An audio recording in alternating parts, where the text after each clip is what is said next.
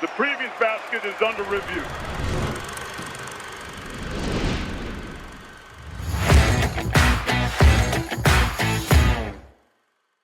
Hello, friends, and welcome to the Basket Under Review podcast. I am your host, as ever, Eamonn Brennan, a buzzer at EamonnBrennan.com. That's my newsletter. Go check it out. Also here at Basket Under Review, rounding into the last month of the first college basketball season at Basket Under Review. It's been a pleasure. It's been a joy. And we're back again with our buddy Tate Frazier from The Ringer to talk about Champ Week. We're going to talk about the bubble. We're going to talk about the bubble being historically bad. We're going to talk about all of the bubble teams that lost, maybe not super specifically individually, but we'll get to sort of the overall arc of the bubble as it collapses in on itself this season and kind of what that means for the NCAA tournament expansion discussion and the state of college basketball, sort of understanding what the best team in college basketball versus the 45th ranked team in college basketball, where that gap is kind of an interesting discussion as we go into this week and all of the teams that are fighting for their lives along the bubble to get in the NCAA tournament. We are also going to go through all of the high major conference tournaments, also the A10 and Mountain West, just timing wise, because they're all later in the week. It's sort of in the heart of Champ Week here. We're watching. I've got Robert Morris, Detroit Mercy on right now. We'll have Santa Clara and St. Mary's coming up. Maybe we do some live updates on that as we go. But we're going to go through. We're going to pick the team that we think is going to win. But I think more interestingly, we're going to talk about the team in each conference tournament that we think has sort of the highest stakes, whether it's they're on the bubble, they're trying to get in, or they're trying to maybe lock down a number one seed, or the coach might get fired if they don't go on a miracle Kevin Keatts style NC State run. We're just going to kind of, pour through the brackets and do a preview of Champ Week. So it's going to be a lot of fun. We'll cover a lot of ground, touch a lot of bases. Before we do that, I want to remind you, as ever, please go to basketunderreview.com, sign up. $10 a month, you get access to the Charlie Donovan Discord where he breaks news and where that news breaking stuff is about to go into overdrive because we get into the tournament, teams start firing coaches. It's already happening. We get into transfer portal season and rosters start moving and the all of the thoughts and what Trilly's hearing really starts to become like this is peak season in many ways. With coaching changes and with transfer portal stuff. So you get access to that. You get access to everything that written behind the paywall on basketunderreview.com, which is high level stuff, the kind of stuff that coaches read and talk about will make you smarter about the game. And you also support this show and allow us to keep doing what we're doing. And we really appreciate you and appreciate everybody at Basket Under Review who's on board and can't wait to tackle this NCAA tournament with everybody. So thank you for that. And thanks to everyone at BUR. Also, thank you to our presenting sponsor, Homefield, homefieldapparel.com, the best place in the world to get college basketball apparel. Homefield, as we mentioned last week, they have their Hoop Society drop, which is hoodies and shorts for college basketball fans. Some really cool stuff in there. They've got like classic logos. The Arizona sweatshirt is, I'm scrolling through the page right now, really, really calling out to me. They also just dropped some shooting shirts, which they've got I don't know what era it is. I guess it's Carmelo era Syracuse logo with like a stripe type of deal that looks awesome. They've got the old Cincinnati logo with like the Kenyon Martin era type stuff. They've got an Indiana one, which looks straight out of the 1970s, which is exactly how Indiana basketball apparel should look. It's all awesome stuff. So go check it out. Buy something. Write a little message when you check out and get your stuff sent to you that you heard about Homefield on Basket Under Review, or you already knew about Homefield, but you just want to throw us a bone. And thank you to Homefield for, as ever, sponsoring our show. All right, preamble over. Podcast beginning. Tate, how was your weekend? Was it better than the bubble teams?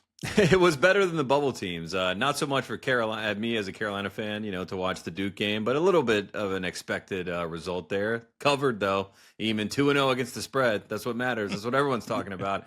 But yeah, good weekend. A lot of good games. Enjoying these conference tournament games. Shout out to Furman. Just watched the Paladins punch their ticket. Bob Ritchie, great story. Got to see a team that has been able to fight through some injuries, find a way to the NCAA tournament. And that's a program that, is in a great city in Greenville, South Carolina, that hadn't made the tournament for 43 years. They make it in 2023, had that electric moment, great call in 2023 against Virginia, and now they're back in the tournament. So just a lot of good stories ahead. I'm excited to talk about them all, and sounds like we're going to start with the bubble, which, my favorite conversation, Eamonn. You know how much I love the bubble.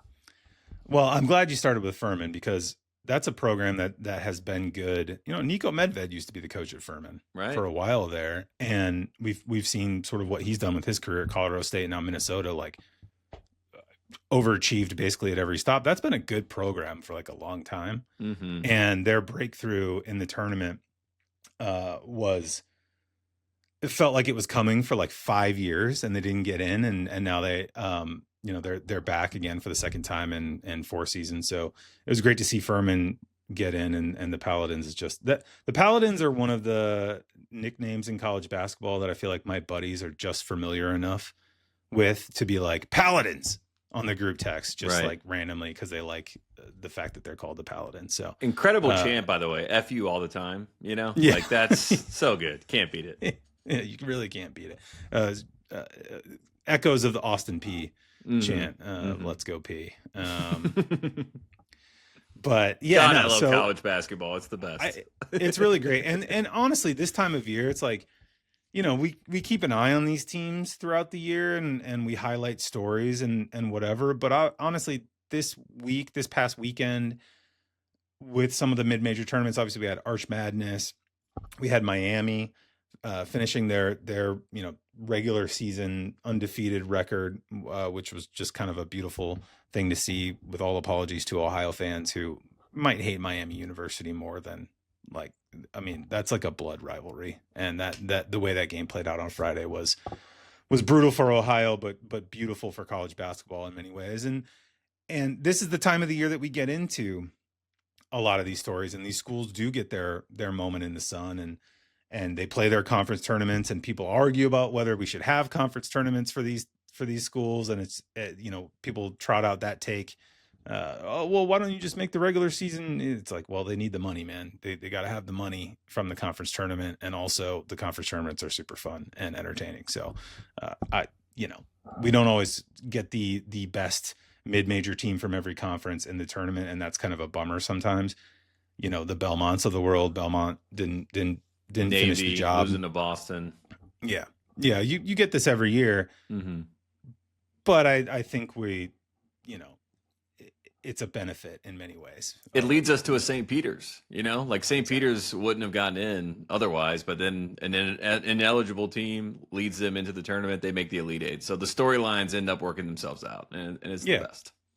Yeah. Furman's a great example. I mean, they're 187th in KenPom.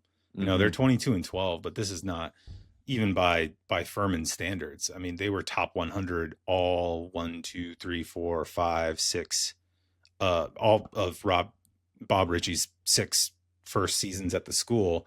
And they've been 141st, 139th, and 187th. This is kind of his worst year in just pure metrics terms, and they're back in the tournament, and that's an amazing thing. So it's super fun and a great time of year. We need to talk about the bubble, because Miami was really the only, and I don't even know if Miami's still really on the bubble. I mean, come on, they haven't lost any games. I don't see them as an actual pure bubble team, and kind of didn't before the Ohio game. But they were one of the few teams this past weekend, with the exception of Ohio State and VCU, I think won as well. That's pretty much it for teams that are actually around the bubble that won a game. I mean, you have almost everybody in the ACC, Virginia Tech, Stanford. We'll shout out Stanford. Yeah, nice win against NC State. Kind of came out of nowhere. But for the most part, I would say 75, 80, 85%. I haven't actually I haven't written Bubble Watch yet. We're recording this late on Monday night. It's gonna be a late night. It's gonna be a typo Bubble Watch. I think it's gonna be. Those are the best ones, straight from the heart. Yeah, straight from the hip. If anybody's listening to this in the morning and wants to be a freelance unpaid copy editor, let me know.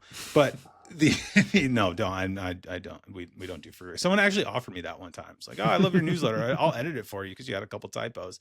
I was like, dude, I'm not taking your work for free. I'm sorry. And I'm not going to pay you. I'm also not going to make you do work for free. Anyway, the bubble was a bloodbath this past weekend. Pretty much everybody lost. And that spawned a lot of discourse. I think Matt Norlander kind of led it off on Friday and Saturday, talking about all of these bubble teams that lost and how this bubble kind of showcases once again, at least anecdotally from his perspective, why are we talking about NCAA tournament expansion? These teams are not that good. We don't need another, whatever it is, 4, 6, 10 teams in this field that are worse than the ones that are currently doing everything in their power not to get in the NCAA tournament. And, this sparked the usual response because people were like, yeah, the bubble's really bad this year. That sparked the response, and primarily from Seth Davis, but I saw it from other people too, of like, well, people say that every year. Like, Eamonn, you say that every year, and I kind of do. It's like, oh, I get sick of these teams after a little while. It's a fun, like, goofy exercise, but it's also just sort of like, oh God, okay, yeah, you're the 67th best team, whatever, you can get in. But this year, the bubble actually does appear to be historically, statistically bad, and we had Evan Miyakawa talking about this on Twitter. He ran the numbers based on his model and found that the gap between the top teams in the sport and the average, I think he had mid 40s in his rankings as kind of the typical bubble team, is wider than it's ever been before. And I thought that was really interesting because I've kind of felt that all year as I've been writing about these teams. There's not a lot of teams getting hot. There's teams getting blown out.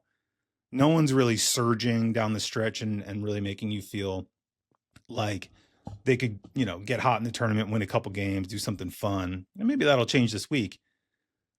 But it does feel like there is a statistical case to make that the idea of expanding the tournament is getting it's getting almost more questionable year over year now because of the way the sport is changing. Yeah, it brings me back to golf a little bit, where you see a lot of people that say shrink the game, and I'm one of the people that's in that camp. Like, let's shrink the game. Like, we tried so much to expand the game that now some of the worst people you've ever met are involved, and you're like, okay, pull it back in. We've opened the floodgates here, and we can't stop it. We need to dam this up. I do feel like that's happening with the tournament expansion, and obviously there's a lot of power players that are involved that just see the money on the other side, and we understand the tournament's about money, always has been, always will be, as long as TV is involved. But I'm in the shrink the game camp. I'm even like, when they went to 68, and I know that the first four has created some, memorable teams, some memorable runs, UCLA and Indianapolis the last time we were in Indy for the Final Four. Obviously, that's the team that comes to mind, goes from the first four to the Final Four. We've had some good stories. But again, even 68 always felt like, okay, we're on the brink of too many teams are getting into the tournament. It's taking a little bit of the gloss off of, the special part of the tournament. And it used to be like, there were so many good teams back in the day before we went and expanded to 64 that just didn't make the tournament because they didn't win their conference.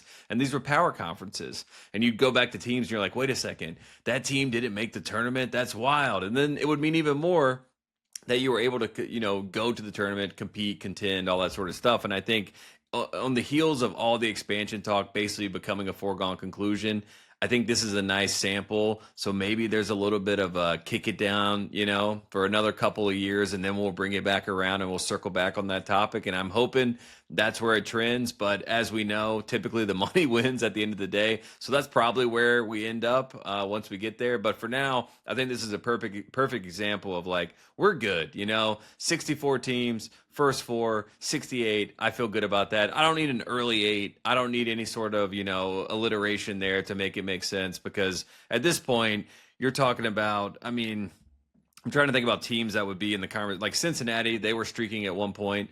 I thought Cincinnati would be a lovely story if they were able to find a way in. But you're like Cincinnati, Oklahoma, San Diego State. Like, these are some of the teams that we're talking about that are probably, if you even talk to the coaches off the record, they'd be like, we're not quite a tournament team this year. It's okay. Right. We wish we were, but we just aren't.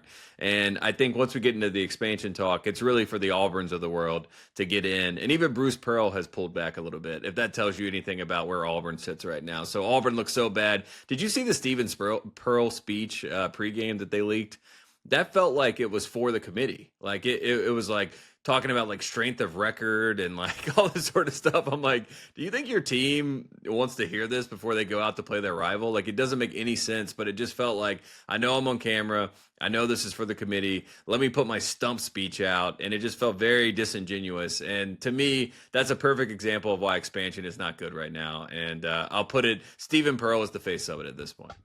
Yeah. You know, a lot of people don't remember this, but actually in the last scene of Friday Night Lights, Billy Bob Thornton talks about strength of record when he's firing up the Permian Panthers. I forgot about that. You're right. Yeah. Yeah. Like, guys, our metrics are unbelievable. Al Pacino doing the game of inches, and he goes to the WAB or the WAB, yeah, as exactly. we're supposed to call it now. Yeah. It's a game of inches, and also we need every point we can possibly get to improve our metrics.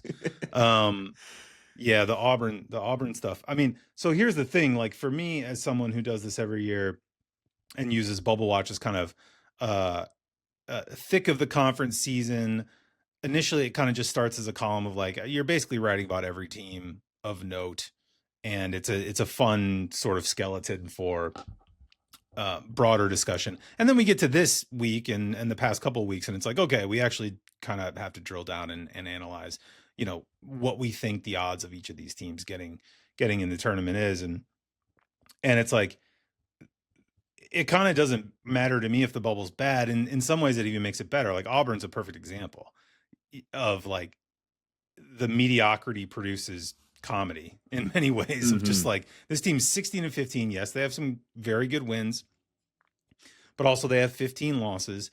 And you have the father of the current coach, who was the coach last year and handed off his job to his son, going on TV and podcasts and repeatedly impugning a team that has not lost a single game, right?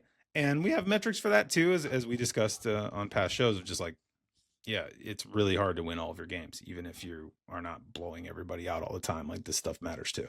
But just like that is an inherently comedic premise of just like, no, actually my son's 16-15 team should definitely be in the tournament, potentially even over a team that's not lost a single game all year. And I'll stand on that. We're a 12 seed in our conference tournament. We also should be an 11 seed in the tournament with everybody involved, you know, just like think about it from that aspect. That's just wild. Exactly.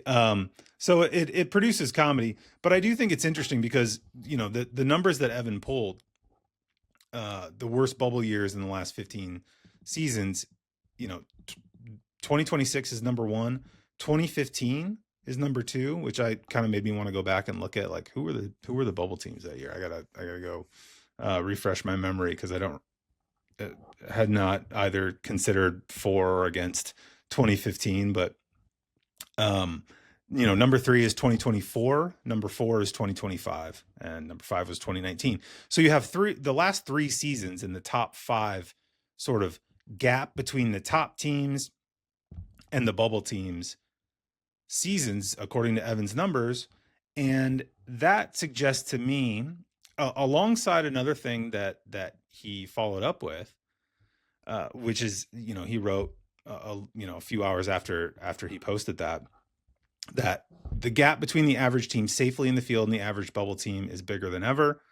This gap is also observable as he wrote between like the number 30th ranked team and the number 45th ranked team, which is kind of interesting. And also the gap between the average bubble team and the average D1 team is bigger in the last 2 years than ever before.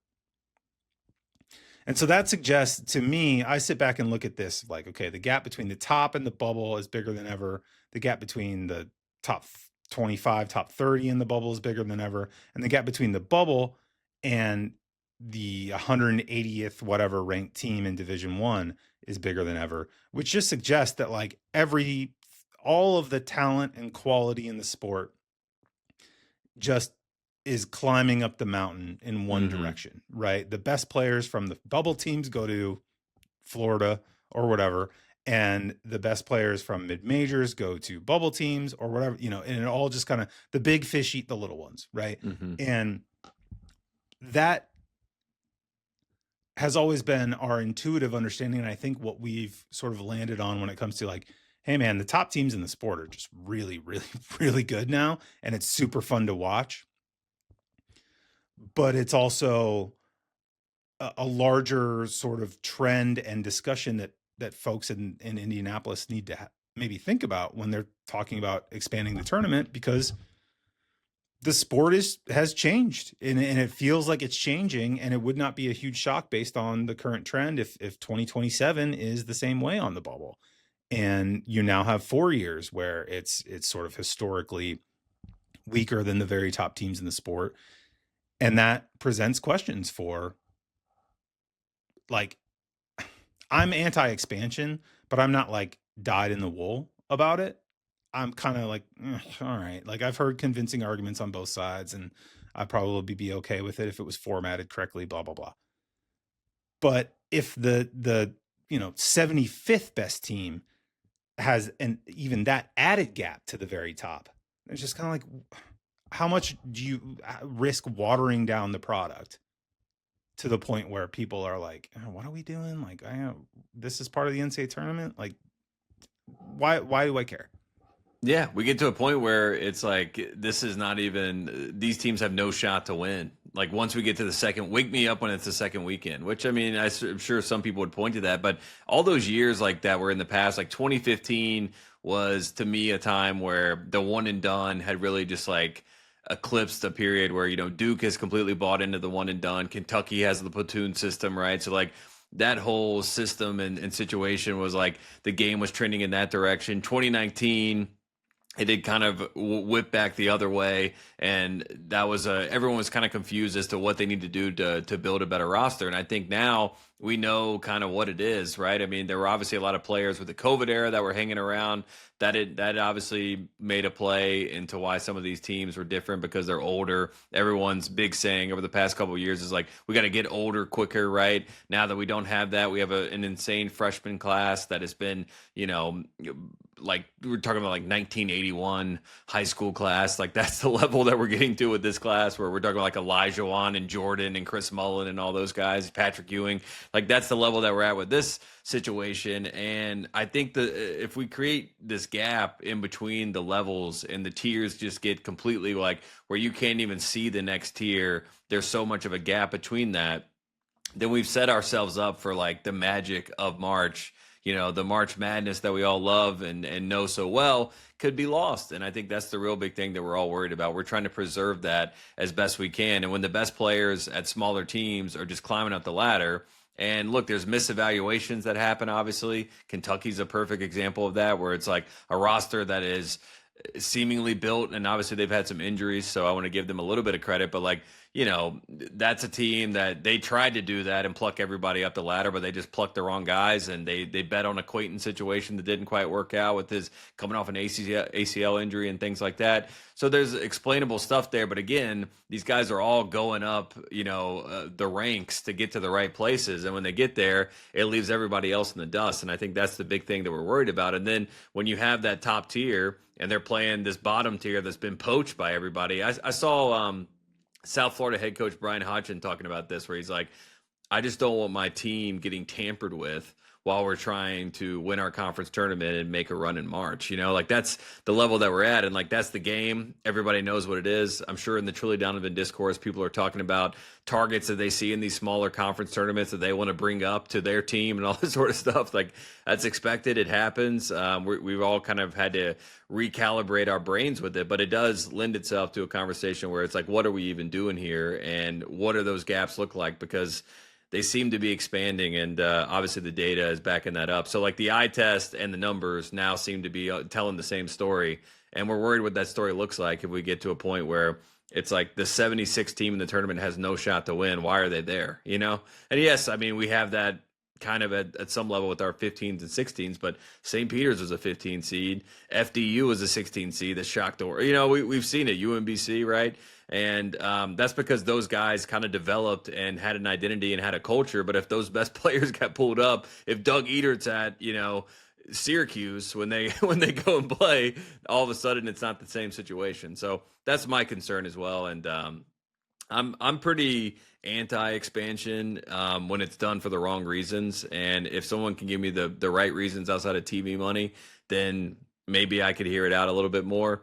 But, we see the trend and we see what's happening. And I think it's lending itself to like, let's cap this thing. Let's keep it where it is and let's preserve it because right now it just seems like a conversation that's a little bit lost at sea.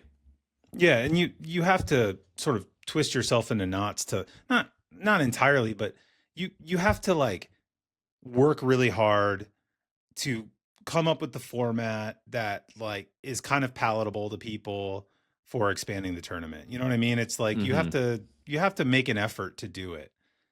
And that effort would be much more understandable if there were a clear like actually, every year we're leaving out really good teams. Like we're we've got on an annual basis.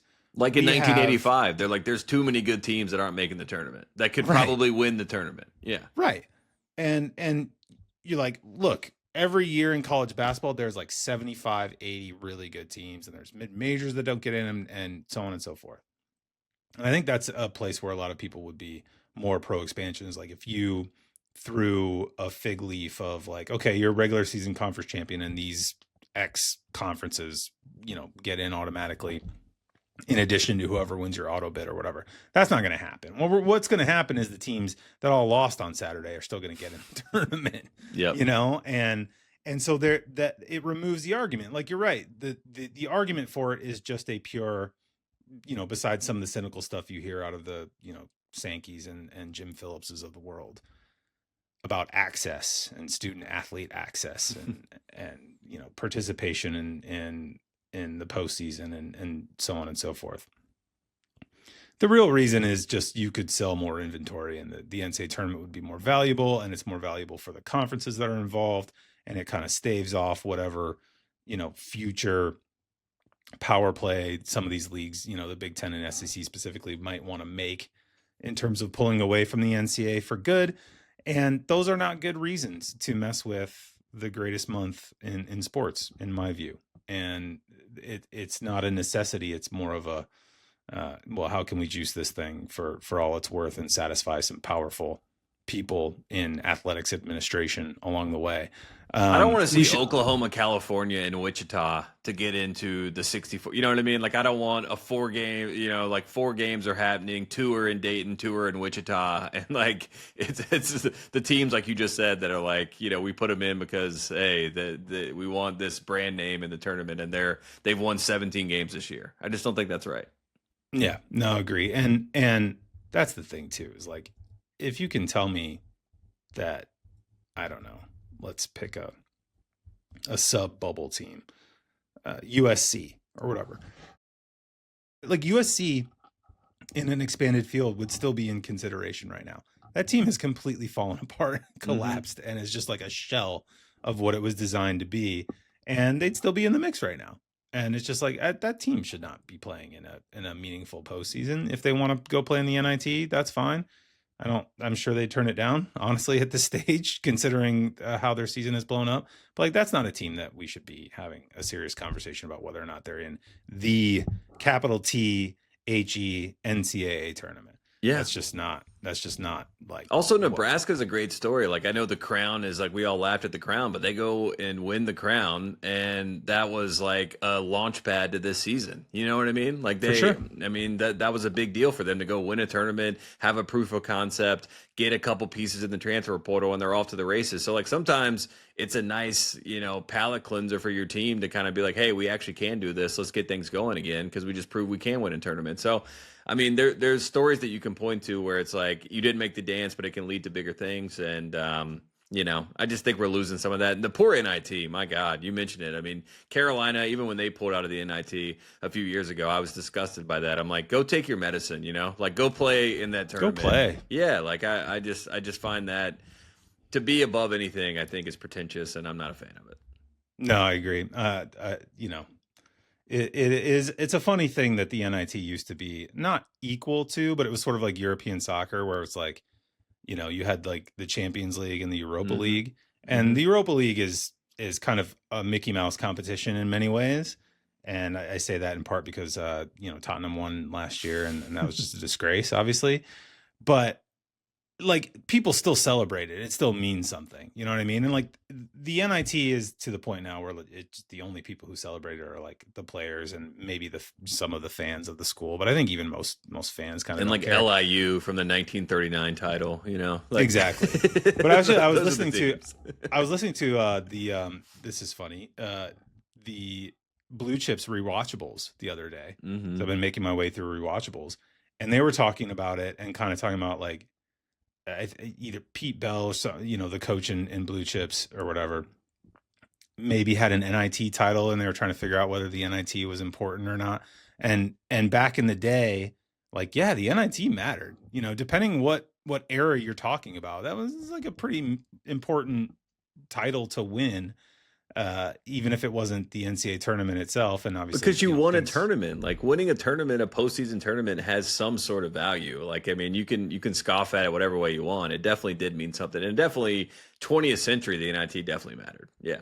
Yeah. Oh, for sure. For sure. And you're right about Nebraska. And actually Nebraska is a before we transition to the conference tournaments, Nebraska is kind of a, for as much as we're now talking about like, oh, NIL is kind of making the game different and hoovering up all the stuff towards the very top and, the rich get richer and all of this stuff. It's not traditionally distributed. You know what I mean? It's not like every extremely powerful blue blood is solely benefiting from the NIL stuff. Like Nebraska is one of the worst basketball programs in college basketball history at a high major level.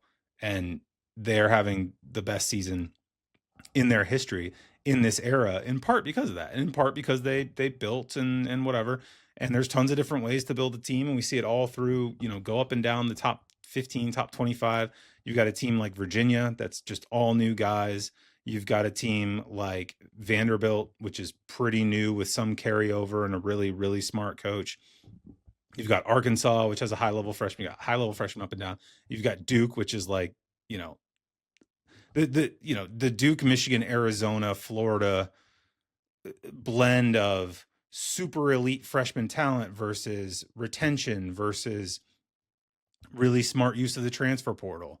There's all these different ways you can do it now. So it's not like, again, my views on like the portal and NIL are pretty clear. And there was a Friday event at the White House about, saving college sports or whatever. Boy, was that something. Yeah. And it's just like, can y'all just please, there's fixes that can be made and improvements that can happen, but let's just, y'all stay out of it, please. Like, yeah, the 50 people in this room that are just want to hear themselves talk, I don't think that's going to work. Yeah. This is not the locus of any solutions that would improve on the current system in any way. But it's just, it's an interesting trend. And they're like, again, shout out to Evan because, he's got the numbers to back it up. You can objectively kind of evaluate the gaps between these teams on a yearly basis. And, it's something I think the NCAA should probably be taking into consideration, and the working groups and the councils and everything that we'll be talking about tournament expansion this offseason needs to take into consideration that the gulf between the 60th best team in the country and the 5th best team in the country seems like it's big and only getting bigger. And what that means for tournament expansion is an important conversation to have. So it'll be interesting to see if that influences the discourse as we move along, but we'll cross that bridge when we get to it. In the meantime, we've got postseason basketball that we need to talk about in detail and at length. And like I said at the top of the show, the premise here is we're just going to kind of look at the brackets. I've got them all pulled up. I want to give a special appreciation to any website that posts the actual image of the bracket in their, sort of SEO optimized post about the conference tournament, because some don't. They just give you the text list of the games. It's like, this doesn't help me. I need a visual. I gotta have the graphics. So I've got them all pulled up in my notes here. We're gonna go alphabetical order, starting with the ACC. And for each one of these, we're gonna pick who we think is gonna win, and we're going to pick out a team to talk about that has the most interesting sort of stakes maybe the most interesting bracket position, or the coaches on the hot seat, or whatever the case may be. Just a team that catches our eye, that we'll maybe pay a little extra attention to. So Tate, I'll let you kick off the ACC. Give me your winner. I have a feeling I know where you're going with the winner, but maybe not. And then give me your sort of most interesting. Yeah, I mean, Duke is the heavy favorite. If you look at the odds, if you're one of those people, Duke's like -310 without 2 starters. So I think the Caleb Foster injury is a very sad injury. I hate that's that. Brutal, by the way. We need to talk about that real quick. That is brutal. I mean, when it happened, they said, like, on the broadcast, Jay and Dan, they were just kind of like, it looked like maybe it was his knee or something, but when you watch, it was like, it looked like his foot. And then, the way he reacted, it was just like, oh, and then, they're looking at him on the bench. It's like, oh, it's definitely his foot. And Caleb Foster, you mentioned the guys like retention. Like, Caleb Foster is one of those guys that bought in to come back to this team. He's been a nice bright spot for this team. He's actually going to be, I think, a pivotal piece once we get into the round, like Sweet 16, Elite 8, Final 4, National Championship conversation. Like, they don't have a primary guy now that can be the ball handler for this team and to actually be the point guard. And defensively, Caleb has been a really big piece for this team. So it's a big loss in that sense for Duke. And so, like, without Gungba, who's not going to play as well, I think Malik Brown kind of covers his, hole. Obviously, what you saw against Vasar, he did a great job in the post, fronting Vasar. Vasar was not able to get any sort of post position in that game because Malik Brown just deflects everything. He won Defensive Player of the Year and Sixth Man of the Year. So, like, they'll be fine in the post, but I do think Caleb Foster is a big story. I think that actually does affect Duke. And I think, if anything, this ACC tournament is going to be a trial period for Caden Boozer. And I think that's really the thing to watch for Duke in this tournament. It's like, how do they let Caden, I should say, go through a little bit of growing pains as being that primary guard, because he's been able to come off the bench, play spot minutes, you know what I mean, do what he needs to do. He plays well with his brother. Obviously, they have that twin connection. But I think there's going to be a little bit of, like, let's throw him out there to the Wolves a little bit, see how he handles pressure, because they need him once they get deep in the tournament. So I think that's a big story. Caleb Foster is a big story, I think, for Duke. Yeah, 100%. It definitely throws them into a little bit of disarray because he's been so good. But it's also Duke, so it's like, it's sort of like Ngangba and Brown. Like, they have the guys to Harris will play more. They'll play a bigger lineup with Haminia. Honestly, I think you're going to see Cameron Boozer bring the ball up sometimes, which will be fascinating. It's sort of like a point forward role. He's been able to do that a little bit and initiate the offense. But Gungba's great at the top of the key, like at the elbow, like running actions through him with the dribble handoffs and finding guys with his passing. So, like, it'll just be interesting to see how, and Shire's done such a great job with this team. Won Coach of the Year. He deserved it. So, like, I'll just be fascinated to see, like, how they try to unlock and unleash Caden a little bit. And I think Caden, having Cameron there, will be more comfortable than most would be in that type of role. But there's still going to be a little bit of fact-finding that happens. And I think that tinkering could make Duke a little bit more susceptible than they would have been, obviously, if they had Caleb.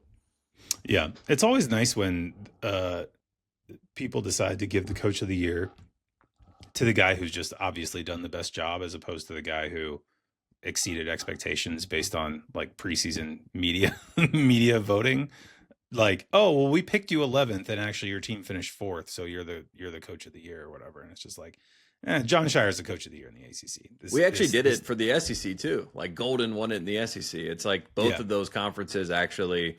I was looking at all. I mean, I hate the 10 guys on the first team that some of the, like, SEC does and everything. Oh, it's so bad. It's so bad. But I did think that they got it right with the Coach of the Year there, because it's like, at some point, these guys have to win. They deserve to win. Let's give it to them, especially for what Golden did with the 5-4 start, turning that team around. And then Shire, obviously, with a new crew and being able to optimize Cameron Boozer as much as he had. So I thought those were two really good decisions, because usually it's that. Usually it would be Jay Lucas or, Byington or whoever it is in the SEC, right? Like, that would be the typical pick. But it's nice that we went with a little bit more chalk, but I think it's the right choice. Yeah, it's just like, I mean, look, you could make a very sound case for Byington in the SEC. I'm not sure in the ACC, with the possible exception of, like, Ryan Odom. There's too many guys that you would put up there with what Shire's done this year with this team. My tournament title winner is Duke. I think just kind of, It's not exciting. I don't have a hot take here. I think they'll win the ACC tournament. But my most interesting team is Louisville, because this is a team that has assiduously avoided winning big games all season. And it's become a real point of frustration. And I think if you go back to November, look, I mean, I had a slightly higher hopes for this.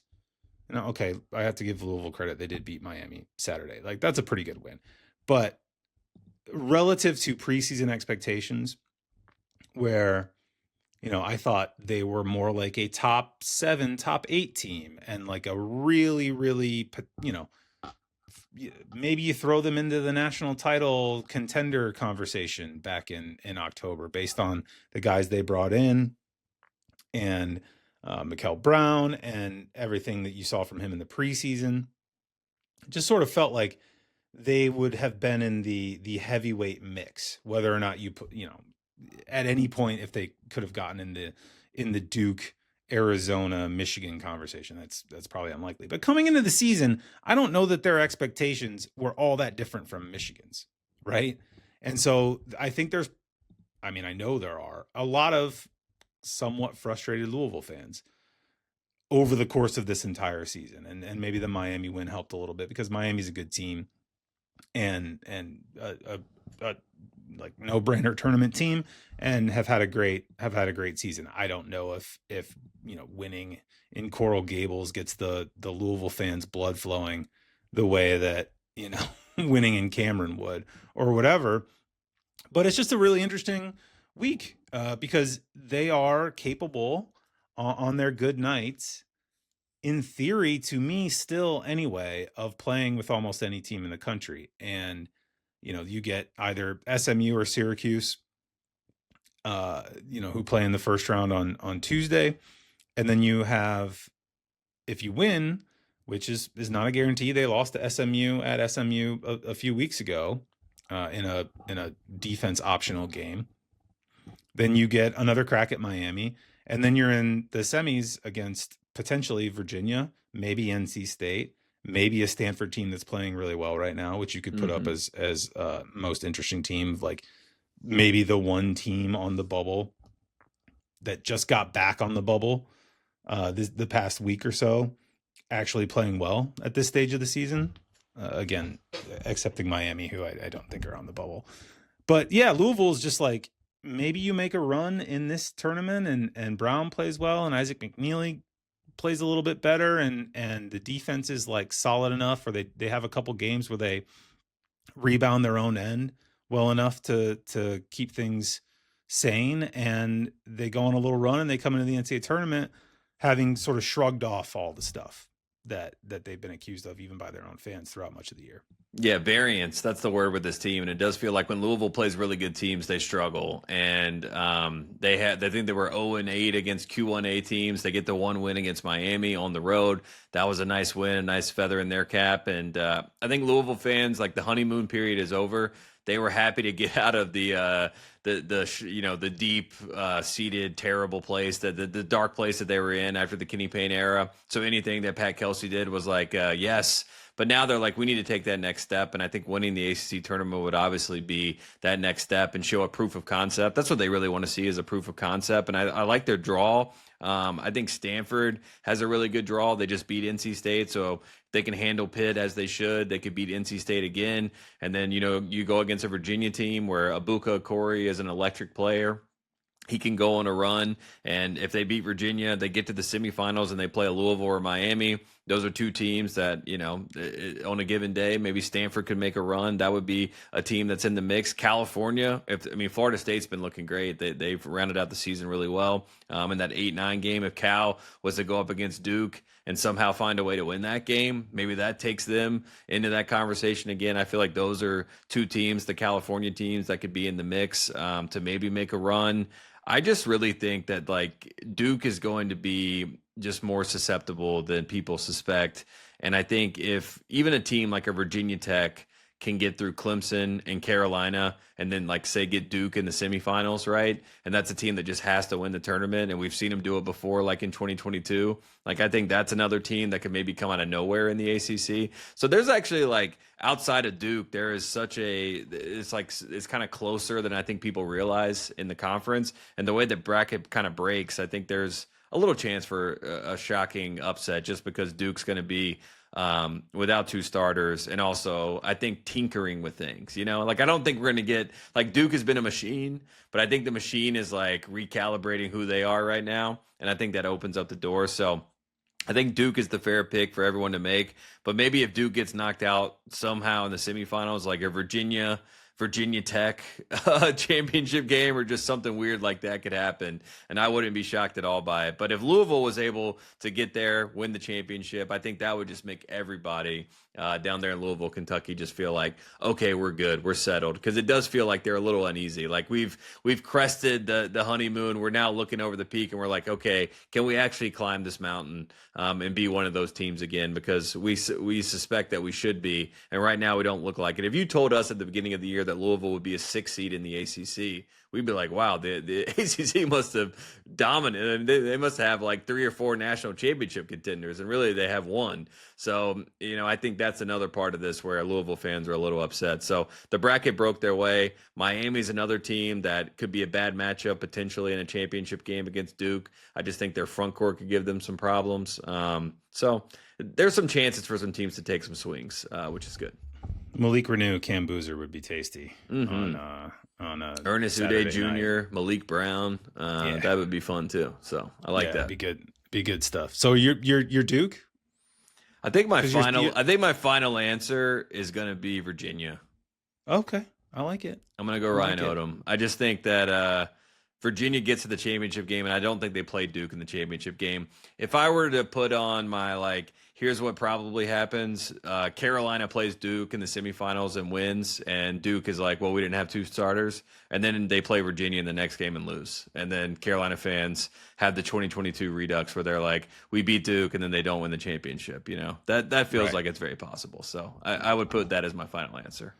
Going 2-1 against this Duke team, though, would be a championship in its own way. In some ways, that's a result you can be happy with, even 2-0 against the spread. Eamon, that's all I'll say. It's not 2022, but it's something. It's something. Yeah, it's not bad.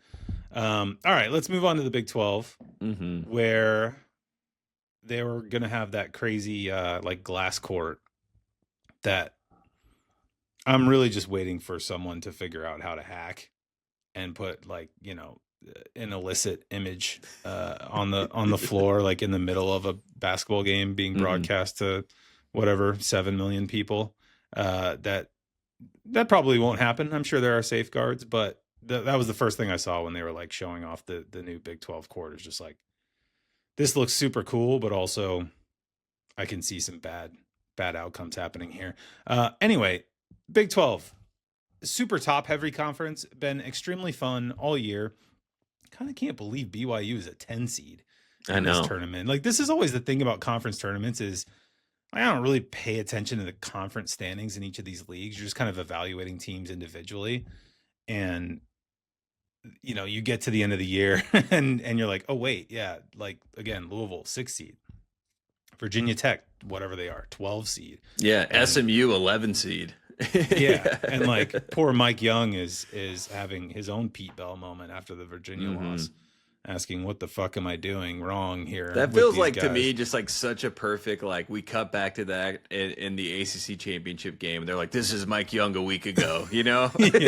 Now he's dancing in the locker room like Roy Williams in the famous GIF. Yeah, we could absolutely have that kind of redemption, but okay, Big 12,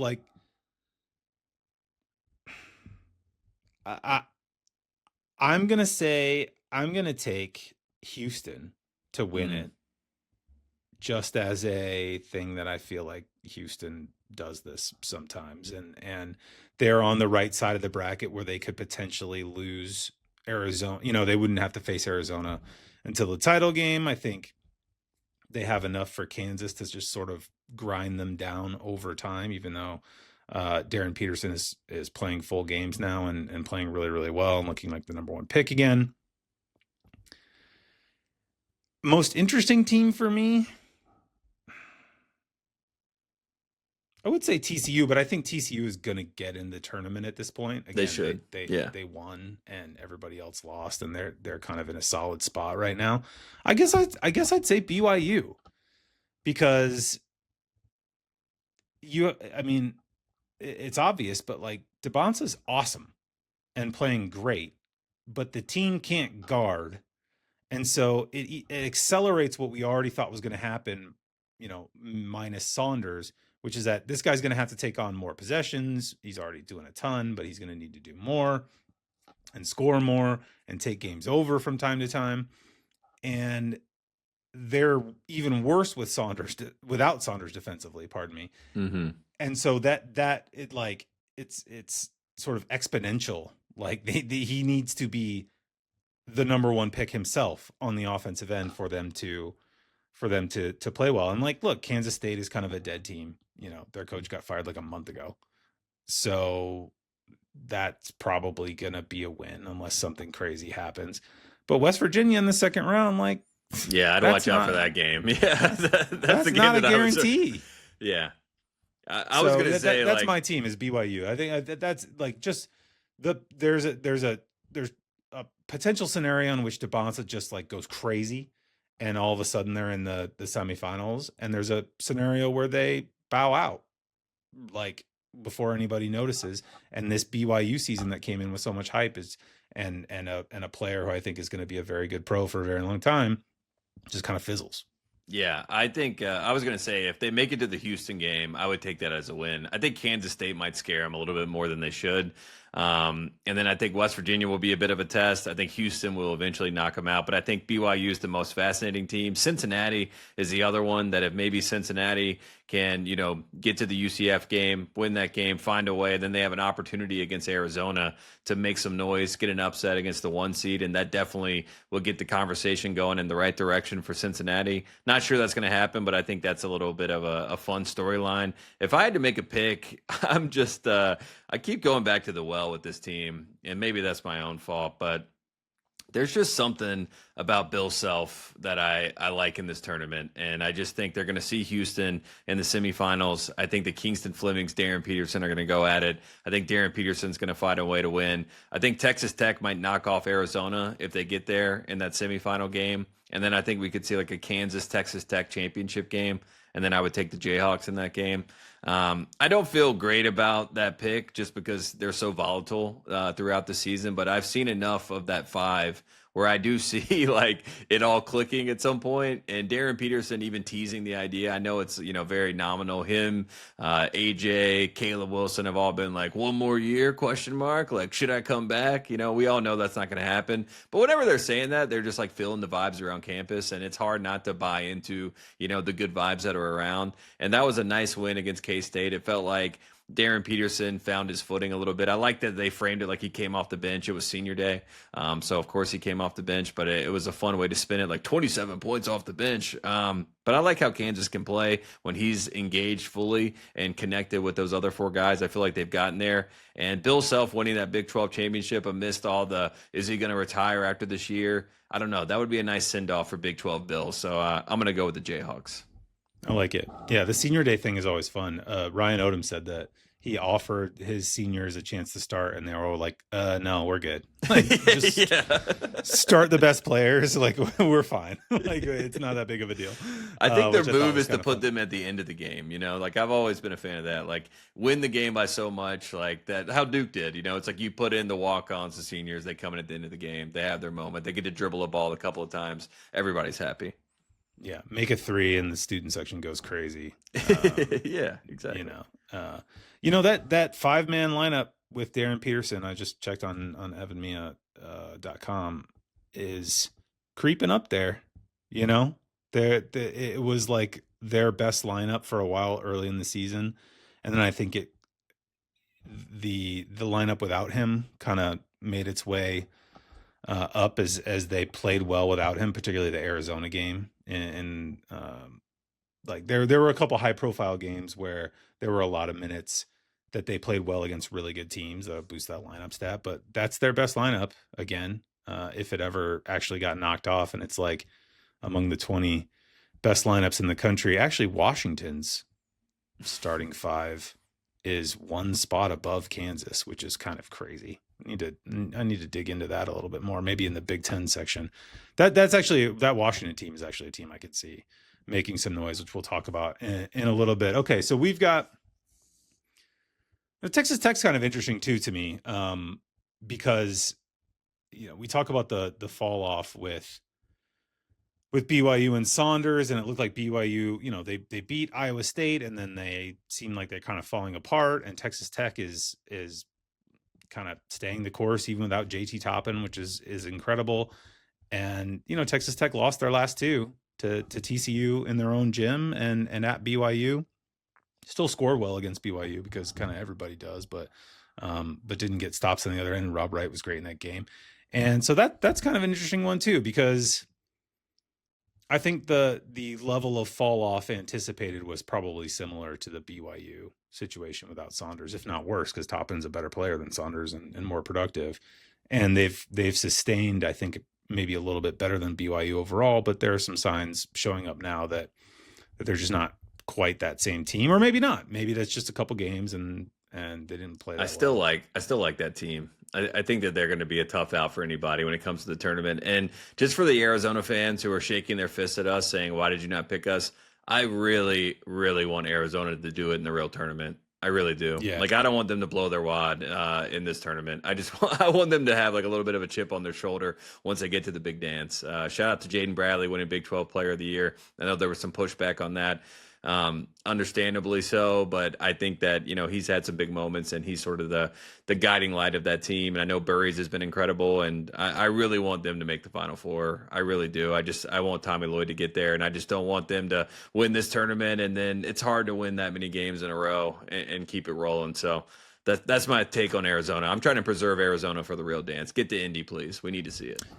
Yeah, and the last 2 years broke this trend, but historically, it's a good idea to lose in your conference tournament if you want to win the national title. Mm-hmm. Like most teams are most teams who win the national title over the last. Roy Williams was the king years. of that. Like, I swear to God, he used to mail games in. He's just like, oh yeah, Tyler Hansbrough, sit over here for a little bit longer. You're like, are we trying to lose? Like, do we want to lose to Georgia Tech? It's like, yeah, it looks like yeah.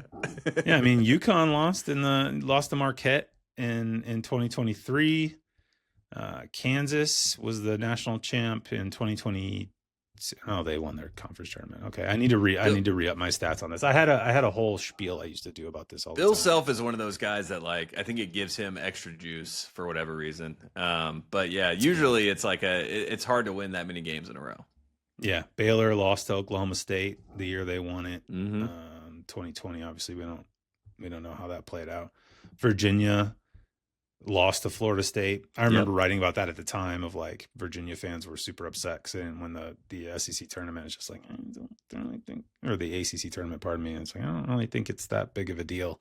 So yeah, there's a record there of national title teams falling short in the first or second round of their conference tournament, in the semifinals or whatever, and not having it be a big thing when they get to the actual tournament. More time to prepare. You're locked in. You just lost. Got a little bit of chip on your shoulder mentality. I don't think it's the worst thing. It's not the worst thing at all. And you're right. Roy used to be the absolute king of that. All right, let's go to the Big East. Down year for the Big East. I think everybody's talked about it. We've chewed it over long enough. We don't need to impugn the Big East, but Creighton is the 5th seed in this tournament, which is, again, like what? Did not have a single player named to any of the Big East teams either, which both felt correct and also kind of weird because they finished 5th in the league. But anyway, I don't even know what to do with this league. I mean, look, we have the clear hierarchy, right? We've got UConn at the top, even though they're the 2 seed. That UConn's the best team in the league. They just absolutely abused St. John's, whatever it was, 2 weeks ago. We've got St. John's, which we've talked about all season. We've got in ways both positive and negative, and just kind of It's kind of a weird team still going into the postseason. We've got Villanova, which has carved out a niche for itself in Kevin Willard's first year of like not good enough to beat anybody good, but definitely better than all the rest of the teams. Right. They're like the ideal number, like they're in their own tier. Yeah. They're just like, look, we can't beat St. John's and UConn. Please don't ask us. We're not that kind of a team. But everybody else in this league, no problem. Except Creighton at home randomly, weirdly won one time. Otherwise, they've beaten everybody else they should beat. I think I've got two teams here. One for me is Seton Hall, because I think this is a pretty good Seton Hall team. It's a team that plays extremely hard, that guards really well, and has been on the bubble all year, and has just not had the ability to score at the level that you need to get to the tournament. But even in their losses in the past couple weeks, they lost by 4 at UConn. They lost by single digits to St. John's. They won at Xavier. Like, they're still playing good basketball. It just hasn't showed up in things that like change your resume. And I would expect them at the very least to be super locked in for this tournament. And that for this Seton Hall team might mean they play really good defense and score 45 points and still lose the game. You know what I mean? Like that's a potential outcome. But I'm interested in them because they have definitely overachieved any remote preseason expectation. And I think Shaheen has done a nice job there, and it would be nice to see them make a push. My second team is Georgetown, because that is the 11 seed in the 11-team Big East tournament. We are in year 3 of Ed Cooley. This is, he's not going to get fired this spring, but whatever happens now in this, in the Garden this weekend, will have a lot to do with what kind of goodwill or lack thereof he comes into next season with. So those are the two most interesting for me. I think UConn wins the tournament, even though they're not playing their best basketball this past week. But those two teams, the Seton Hall bubble and pushing to the finish, and then Georgetown, just like vibes wise, like how bad or good, if they lose to DePaul again in the first round, it's going to be an ugly summer on the hilltop. Let's just put it that way. Yeah, 2 sleeping giant programs that are still asleep. I think Chris Holtman is doing a better job. He's almost got them at least showing signs of life that they might wake up. Georgetown looks completely dead asleep at this point. So I think that's a good call. I want to see what Providence looks like. Just post Kim English. Like I know that they're just kind of in their zombie mode right now, but I think if we get St. John's Providence, that just lends itself to obviously some storylines and some mayhem that we've seen so far. So that's at least some old Big East energy that I would like to see there. And I do feel like it's going to just be very chalky as expected. Maybe, Seton Hall could upset a St. John's. I could see that happening. And maybe that, ends up being the big talk of the town, that they were able to get that upset and get to the championship game. But I do think it's UConn's tournament, and I think they win this tournament. And I think that's Dan Hurley's way to win that tournament. If Florida doesn't win the SEC tournament, he starts, promoting, how are we not the 1 seed, the 4th 1 seed? And we have that whole conversation. So I see that now. Dan Hurley, after he bumps the official, getting a little bit of redemption here. And who knows, maybe Marquette, they play them in the second round and or the quarterfinals, and UConn gets their get back against them. And then Dan Hurley's like, we've righted the ship, as I expect. These are better officiating in this game. We're not on the road getting cooked by the officials, and he goes from there. So I'll take the Huskies as well. Yeah. He says he didn't bump the official. It was on tight. Video. I mean, I watched bang, it. Bang call. He bumped the official. It's okay.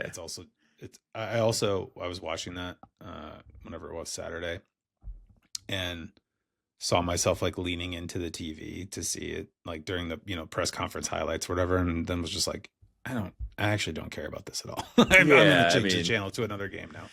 It's I liked it because Marquette had a real senior day. Like it was like actual seniors. Marquette's like one of the last programs that has a real senior class. So like it was nice to see like a team get a treat to get a top 5 win on their senior day. So I just thought it was a nice moment. And then, Hurley kind of snapped back to the Hurley that we've seen on his worst days, which I don't know about you, but I kind of love it. When they did the split screen of both the Hurleys getting teed up, I was like, man, I love these guys. They crack me up. They're their own version of crazy. Now, does it go too far? For sure. Is it one of those things where, like, there's a lot of fans that are like, I hate seeing this. I hate the way he acts. I understand it, but, we need a little bit of that brash attitude in college basketball every once in a while. And Dan Hurley is happy to supply it when we need it. And I think he bounces back in this tournament. Yeah, whatever producer had the idea to put them side by side in the twin box of both of them getting either teed up or ejected was elite, and it has led to the proliferation of that famous clip of them at Wagner, where Bobby was Danny's assistant, and they, this is probably natural when you're the son of the guy that they're the son of, just like they literally move and emote as though they were like, autonomous robots doing the same facial expressions and the same gestures and stuff. And there's a clip that's gone around too that I've seen of like Bobby Hurley absolutely having a freak out over some minor call during a game, and Luke Murray sitting on the bench and like next to him as he flails himself back onto the chair and can't believe what he just saw, and Luke Murray just sitting there like cackling to himself, like under his breath. Kamani Young and Luke Murray should get paid extra every time they hold back Dan Hurley, you know what I mean? And that clip of Bobby Hurley, he's like, oh my god, that's so bad, just like, relax, man, it's all right. It was probably in the middle of like at the under 12 of a game in like mid-January or something, and they're just having a complete freak out. But that is how they're wired, as has been well covered. So okay, Big East tournament. Look, I mean, we just picked chalk, but it does produce some weirdness sometimes. You Georgetown 2021. You do get Georgetown's last NCAA tournament appearance in like the last 12 years at this point or something. It's been a long time since they got into the tournament as Jeff Green, Roy Hibbert era, yeah. And then got blown out of the building when they went to that tournament too, which is always the worst. You have this like super inspirational conference tournament run to win, and then if you're like NC State, you go on and you get to the Final Four and you stay hot and it's super fun, and you win like 10 games in a row or whatever. And the alternative is Georgetown, where you just get sent home immediately by like 40. But yeah, it'll be interesting to see where we go in the Big East, because there's a lot of interesting stories in the Big East. Not a great year for the league, but definitely a great year for storylines. And you're right about Providence too. Like it can go one of two directions, right? Like it can go, oh yeah, like you got fired and we don't care about this anymore, and we're all finding our next schools because people are, coaches are DMing us. Or it could be like, man, F this, we love Kim, we're gonna fight hard and maybe win a couple games. So we'll see how it goes. Okay, the 2026 TIAA men's tournament. That's apparently what the Big Ten is calling its tournament now. Okay. The sponsored name for the conference tournament. Crazy. The Big Ten, what a world. The Big Ten has never seen. The Big Ten is like the Shack of conferences. They'll take any ad paycheck you can throw their way. The General, Icy Hot, they'll do it all. Yeah, anything all of you it. want. The XL gummies in 7-Eleven. I know I see those from time to time. What's your most interesting team in the Big Ten? I mean, Michigan is the favorite. I think this bracket is kind of set up in a weird way to maybe produce an alternative to Michigan, and maybe again that'll be a oh yeah, Michigan lost to Illinois or whatever in the semis, and although I don't know if it's physically possible for them to lose to Illinois based on what I saw in Champaign, but there's teams here that I like. What's the we'll talk about the the winner at the end. What's the most interesting team to you in this massive, gigantic conference? Yeah, I think the two teams that are fascinating to me, Ohio State and Indiana. I think Indiana obviously being one of those bubble teams. And if they can find a way to, I think that they would play Purdue, right? Yeah, they would play Purdue, which could be they'd play. Oh yes, you're right. They would play Purdue. Yeah, so there's two rivalry games. And the reason I mentioned those, there would be two rivalry matchups potentially that could happen. It would be Indiana, Purdue, and then Ohio State, Michigan. And both of those teams need to find a way into the NCAA tournament, and they could do it against their rivals. I feel like rivalry games, a lot of weird things can happen anyway. So maybe there's a chance for, and Purdue has just been, I've been very confused by Purdue just in general this season. Preseason number one. That's honestly turned into like you don't want to be the preseason number one, like over the past 4 years, like everybody that's the preseason number one has been somehow haunted by that title. And Purdue is the latest in that camp. So Indiana being able to maybe upset Purdue and go on a run to prove they should be in the tournament is fascinating. Ohio State could do the same to Michigan. I think that would be a fascinating storyline. And then just Mick Cronin, who has provided just some insane moments. I just think I just circle Mick. It's not even UCLA. It's just Mick. Like, what does Mick look like in March, and what does this UCLA team look like with Mick guiding them? So I think those would be my three storylines I'm really fascinated by. He was complaining about a game starting at 8:00 local time again. Oh, he wakes up looking for something to be mad. He's like your neighbor that's just always mad about something. You know what I mean? Like your trash cans over the line. Like that is Mick Cronin. That's what he does. What's the problem, man? Like. I don't get it. The start times are not the hill to die on, honestly. I think there's probably some unresolved frustration about taking that job and having the classic Thursday, Sunday, pardon me. Well, I guess Thursday, Saturday mostly schedule in the Pac-12 and then going to a league where you have to travel to, West Lafayette and on like February 10th and it's -10 and everybody's grumpy and angry. I get it. Yeah, look, I mean, I mentioned them earlier. I think Washington is kind of a super interesting team here. That team all year has had really good underlying number, not really good, but they've had better underlying numbers than their record would suggest that they are. I mean, they're like mid 40s Ken Palm. I guess actually they're down to 54th now. So I stand corrected. I guess they lost at Oregon this past week. But like there's talent on that team. You know what I mean? Like right. they've been banged up. I don't know how healthy they'll be for the start of the tournament, which for them begins earlier than for some of these other teams. But that's a team I've kept an eye on kind of all year, just as like this team's not as bad as you. A little bit like Oklahoma, right? Where they like lose a ton of games, but every time you watch them play, you're like, this team is not that bad. They're not terrible. They're just, kind of like Baylor too, in some ways. That's maybe an interesting Big 12 team too. Like a lot of talent there, just can't guard anybody. Indiana, I like the shout, but I just think I'm out on Indiana. I say this, they'll probably go on like a 4-game run or whatever.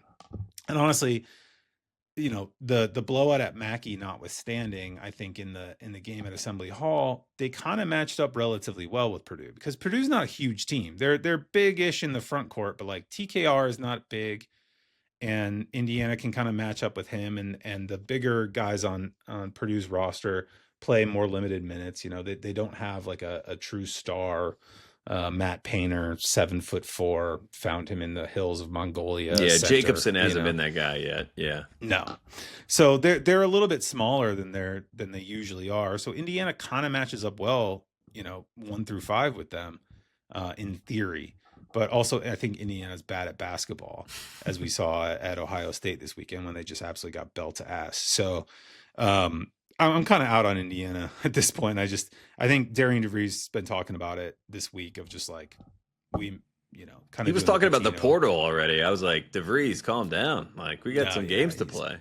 He learned his lesson of you need big guys in college basketball still. We're not Warrior small balling it anymore. That was actually a really long time ago. That was like 2015 or whatever. You need. Like, look at all the best teams in the country. right? Like They're Duke, huge. Arizona, Florida, Mm-hmm. in UConn, like go down the list. Big, control the rim. Michigan is the classic example. I'm curious about Illinois. I've detected some anger from some Illinois fans a little bit here and there, which is kind of the like, it's a weird place to be in because your program's way better than it was 5-10 years ago. But also there's that last little hump, and every year you're like top 5, top 10 in KenPom, but you come up against the really good teams like the home game against Michigan. And I detected some anger radiating off of the Illinois fans. It'll be interesting to see if they can go on a run. I think Michigan State is going to win the Big Ten tournament. Yeah, and I like it. That will replace their deep NCAA tournament run, and they'll bow out in they'll do a gentleman's Tom Izzo Sweet 16 in the NCAA tournament, but they'll get their get back against Michigan, and Izzo will have one of the great all-time post-game press conferences, which he also did after they lost at Michigan over the weekend, where he said, like, he was asked about the environment and he was like, yeah, it was pretty good for here. It was just like absolutely furious. It's just the angriest any man has ever been in his life. Yeah, he said, I'm not little brother. I don't know who they're talking to. So I definitely think if they were to win the Big Ten tournament, he'd be like, I guess we're big brother again or something. You know what I mean? He's going to have some sort of dig back at. And it does feel like Dusty May, he kind of subtle, like he almost, it's like a smart ass way to like get at Tom Izzo. You know what I mean? Like he doesn't say anything. Like he's not like Nate Oates, like calling you out or whatever, like directly. It's like he has these little wry moments, and I think that gets under Izzo maybe even more. So I definitely, 100%. I'm with you. I think Michigan State definitely has that type of MO, and I'd watch out for Wisconsin. Just obviously they beat Michigan before, but I think Wisconsin has a chance to like upset Illinois, get Illinois fans really upset, and then maybe they get another chance. They're kind of the perfect team against Michigan to go 5 out and just like let the shots fall, and if they make threes, they have a chance to win. So like Wisconsin's another team that maybe it's not even Michigan State that knocks off Michigan, then maybe they get knocked out before. So I'd watch out for Wisconsin too. Yeah, all of this very smart and considered, and of course, the team that will win is USC, because this is how the postseason works. Musselman rips his shirt off.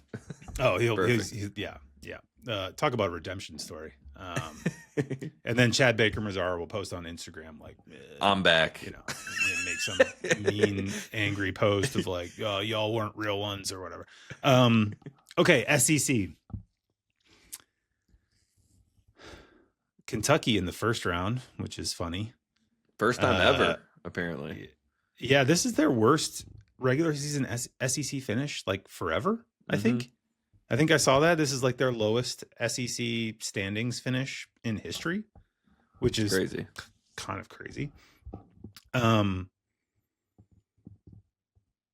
Almost even it's on a par with Ole Miss being 15th in the bracket here, which is just, again, it's kind of slipped under the radar, and I think this is maybe the benefit of being the coach at Ole Miss, but like, and not at Georgetown. But like, Chris Beard is also in year 3 at Ole Miss, and they're not much better than Georgetown. You know what I mean?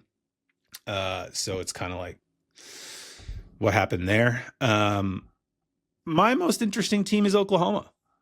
Like the rest of these SEC teams, I feel like I have a good read on. I feel like I know what they are. I mean, A&M and Mizzou have some bubble stuff going on. Obviously UT, but I think they're going to get in. Auburn, we discussed, like, we know what it is with Auburn at this point. That I'm kind of tired of talking about the Pearl family overall. Whatever. Oklahoma has been quietly, they've won some games lately. They've also been quietly playing pretty good basketball for like an extended period of time. You know what I mean? The games they lose, they don't lose that badly. They're the classic team where it's like, if you're paying close attention to college basketball, they lost 1, 2, 3, 4, 5, 6, 7, 8, 9 games in a row from January 7th to February 4th. There's a number of those games that I bet you could make some pretty good money on. Like they lost by 1 in OT to Mizzou. They lost by 4 at home to Arkansas. I guarantee that spread was wider than 4 points before the game started. They lost by 2 at home to Alabama. So like if you'd been paying attention and betting on Oklahoma for a while, you'd know they're better than what they produced. And since February 7th, they're 6-2, won at Vandy, beat Georgia, beat Auburn, won away at LSU, beat Mizzou, and just won at Texas. Like, the regression to the mean or whatever has turned around, and they're getting the results that they were not that far away from early in the year. Like, this team is not that bad and has a chance to make a little push here in the postseason, and maybe do a redo of the Porter Moser sort of cathartic moment from last year, where, you know, they need to win a game or two in the Big 12 tournament, and they acted like it was the biggest deal in the world. They kind of need it too, because it, you know, the chances of him being employed there if they don't make the tournament next year seem pretty slim. Yeah, definitely. And that's one of the hot seat ones to bring up. And then they got buckyball in the second round, so that will be fascinating to see that matchup.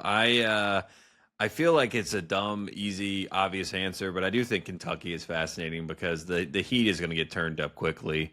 And I think, you know, they play Mizzou in the second round. If they get past LSU, I would assume they get past LSU, but that is not a guarantee at this point. And I think if they're able to survive Missouri and get to Florida, they were able to fight back in that Florida game. The problem with Mark Pope and these teams with Kentucky is, like, they just get down by so much. It's like they get hit in the mouth, and then they're just non-responsive for 8 minutes of game time, and then they start to claw back, and then you see these kind of signs of, like, oh, there is some good in this team somewhere. How do we start a game out with that team showing up? I don't know what the answer is there. So I do find Kentucky fascinating because, I mean, I think right now they're probably like a 7, and if they lose to Mizzou, they probably drop to like an 8-9 range, and then you're in a situation where you're facing one of these 1 seeds, you know, in the second round, and that's pretty much, you know, open and shut case. The season is over with. So I think for them, they really need to at least get to the Florida game to make sure they stay at the right seed line. So I mean, the 7 seed is such a better spot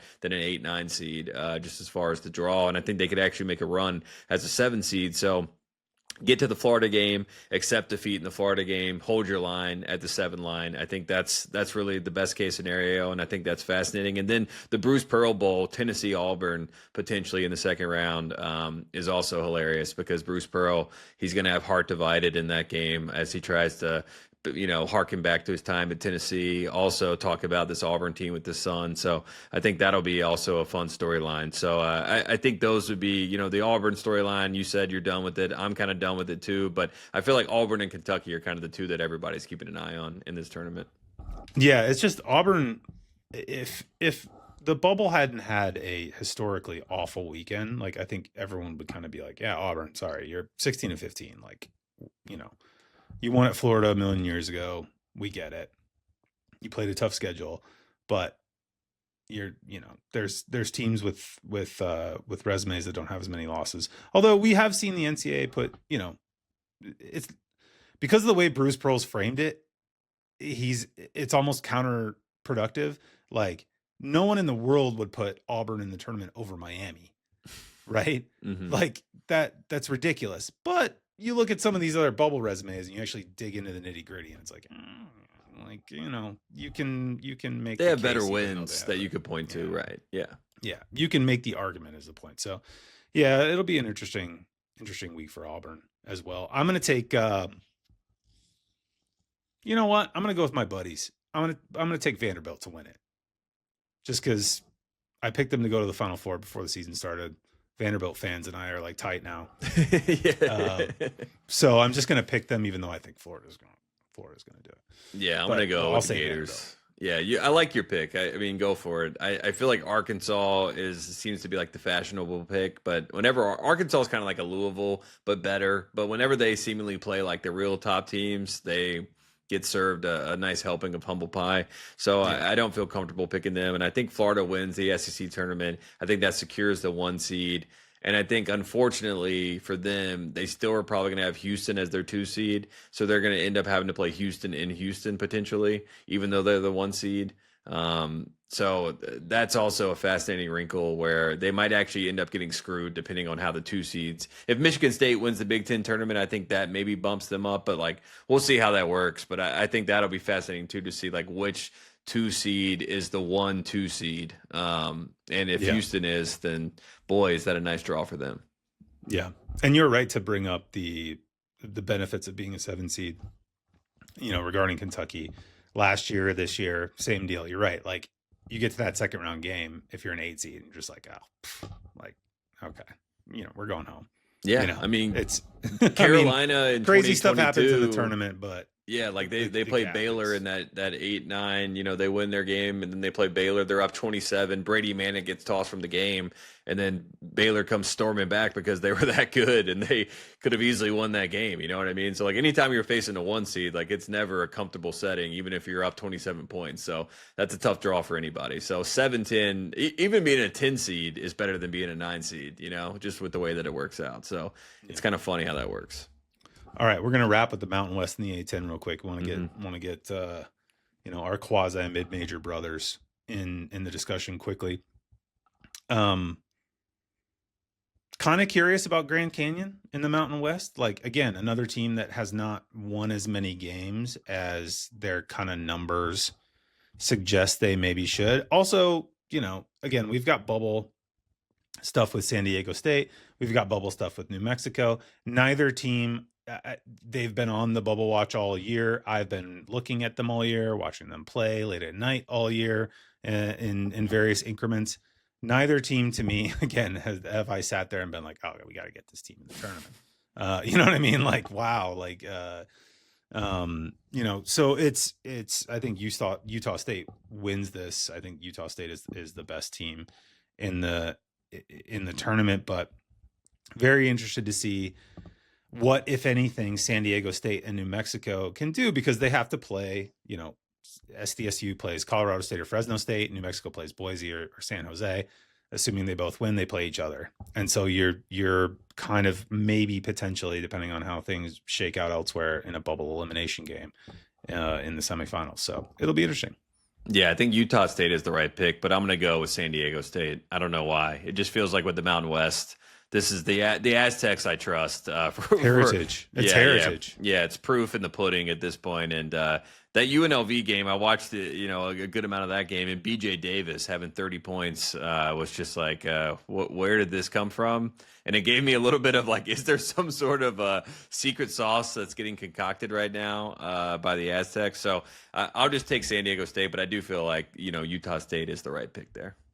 Yeah, one of the few teams, San Diego State, one of the few bubble teams that did not lose this past weekend, although they were coming off 2 losses, so they haven't done themselves any favors bubble-wise in the last couple weeks here. But interested to see. And then we've got the A10, where St. Louis got rocked by Mason this past weekend, and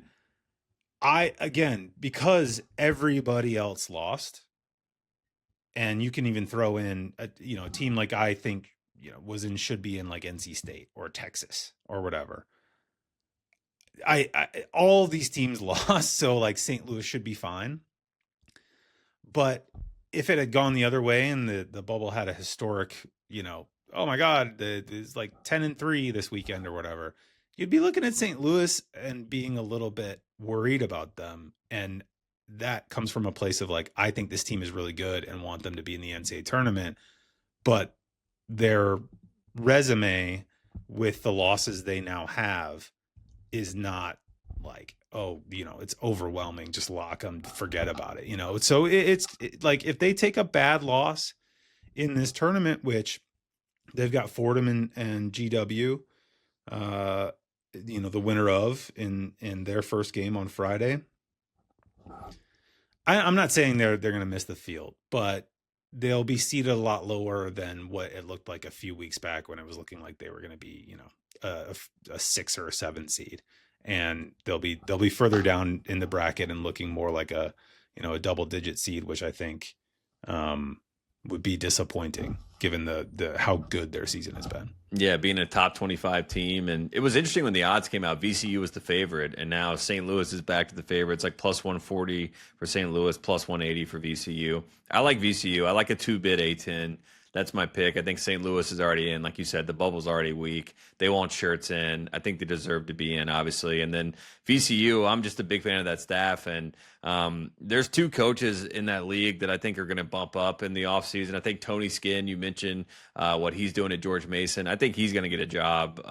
Maybe Georgia Tech would be a name. Like if I was Georgia Tech, that's who. I mean, I know Nolan Smith has been the name I've heard from a lot of people for Georgia Tech. I'd rather go for someone like Tony Skinn to bring him down to Georgia Tech. I think he's a really good coach. And then Martelli Jr. at VCU. I know they just got there, but his name's going to come up in conversations. Maybe even a Syracuse could end up, looking at the Phil Martelli Jr. company. And I think if VCU wins this tournament, gets in the NCAA tournament, they got a really good staff, they got a fun team, and I think a 2-bid A10 would be great for the conference. So I'm going to go for that. St. Louis, you don't need to win, so let VCU win.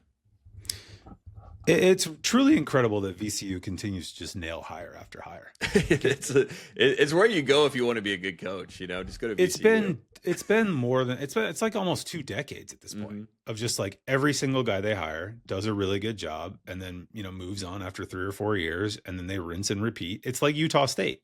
Yep. It's like every time Utah State. Ryan Odom was at both. Yeah, Ryan Odom is the patient zero. No, but I mean it's just crazy. Like and I know more familiar with VCU, have talked to people about Utah State, but there are similar vibes in that like the people there really care. They have a good fan base. There's a bit more resources than you expect. The facilities are a bit better than you expect, particularly at VCU. Like there's Richmond is a decent sized town, and it's a great basketball town. Like Richmond VCU is a great rivalry. I love that. Yes. I grew up 2 hours south of Richmond. Like I have a lot of Richmond people in my life. Like. When you go there, you understand why VCU and Richmond are good. You're like, oh yeah, these people love it. Like it's like a Tobacco Road adjacent type place. Like they just get it. They get basketball. 100%. And Richmond, sneakily quite a fun town too. Love going down there. We have some family down there, so it's fun to go down. And yeah, the environment is set up, but also you have to give credit to the schools and the ADs for literally never missing on hires. It's remarkable. They're almost too good. Like these guys leave too quickly. You know what I mean? Like Will Wade obviously was there. I mean, you just go down the list. Anthony Grant, like all these guys have just been, they just keep getting, poached at this point. Yeah. It was like Capel, Anthony Grant, Shaka, Will Wade. Who was it then? I can't even remember, but it's been literally every coach has gone on to succeed essentially. So, what else? Well, I think that's it. I mean, we kind of covered it. We got we're second half St. Mary's, tight game with Santa Clara. That's another bubble team we'll be keeping an eye on here. But anything else we want to put on the record before the conference, before Champ Week begins in more earnest? We're already kind of in the thick of it here, but anything else you got? I'm just excited to see how like this final kind of small conference, like it's already fascinating the teams that are in, like a Tennessee State being in. I mentioned Nolan Smith, like that's a great story. LIU with Rod Strickland as their head coach is a great story. Northern Iowa being back in the tournament. We're about a decade from the Jesperson shot. Ali Farouk Monesh back in the day. Like there's already good stories that are in the tournament. Furman, as we mentioned at the top of the show, is a really fun story. Troy is a good story. You know what I mean? I'm just like, I love this week because I feel like you get like the little tidbits about these teams. You learn about their histories and their stories of the season if you missed anything. And then you kind of know them, identify them once they get in the tournament. You understand the matchups a little more. And I'm just excited to see how it all shakes out. And I think we're going to have more upsets than you and I suspect, which is what I'm hoping for. Mike Rhodes, by the way, is the other coach for VCU. That's who it was. Yes, Mike there Rhodes. It was. Mike Penn Rhodes State. is the bridge. Yeah, there you go. That's our bridge guy. Sorry, that just came to me as I'm sitting here thinking about these conference tournament teams. But yeah, that it's just going to be a lot of fun, so I'm excited. Yeah, and if people want a senior-laden team with a lot of continuity, UNI is your team. And those guys are actually good. They're really good. They're going to upset somebody. They are. You know what we're going to do is we're going to talk about it so much in the next week, like from the college basketball people perspective, that then by the time Selection Sunday happens, all of the people who don't know where Northern Iowa is or that they're the Panthers or they're in Waterloo are going to be like, I like this Northern Iowa team. I'm going to pick them. And they'll be like they'll be like a 12 seed that's like 52 to 47% on, or 48% on ESPN. The Barstool people have put $500,000 on them. Yeah, Drake will give them the kiss of death and bet $5 million on stake in a 13-4 upset game. We're like, oh no, yeah, and then they'll lose by 12. They play Alabama and get blown out. Yeah, it's like 100 to 78 or whatever. It's almost like we can see the Matrix at this point. We can see all of the patterns happening in advance. But right now we're in the stage of telling people UNI is really good, and they're a fun story and a really high quality program, and we're gonna have a lot of those and a lot of touch points in this regard in the next week. So thank you all for listening. Thank you, Tate, for being here, man. I always appreciate it. And thank you to Corey, our producer. Thank you to Trilly Donovan and all the folks at Basket Under Review. We will be back next week, same time, where we will have a bracket, and we're just going to go through it. I think that's kind of the play next week, is just like straight up and down the bracket, make our picks, go through the whole deal, which for me will be early in the process. I'm usually the last minute, like freaking out, agonizing guy when it comes to the bracket, even though like who cares, at the end of the day, really, I care, but like I expect to be wrong. So why? It's so funny. Like people are like, how's your bracket doing? It's like, it's like, whatever. It's not like Joe Lunardi making the bracket. You know what I mean? It doesn't matter for him either, So like at the end of the day, nobody cares, we're just going to watch and enjoy the basketball. Yeah. You've got people out there doing Calcutta pools for like, $20,000, bidding on teams or whatever. And I'm just like, I'm going to make my picks on my bracket like I did when I was 7 years old. Yeah. But it's pure, it's innocent, and get your favorite pin out, print out that piece of paper. It's a nice, print it out. Oh, you got to print it out. Yeah. So good. No brainer. Print it out, pin it above my computer setup right here, and gradually cross everybody off. We'll be there next week. We'll have it. We'll do it. It's going to be super fun. And like I said, thanks to all of you for listening. Thanks, Tate. And we'll talk to you all next week. Bye-bye.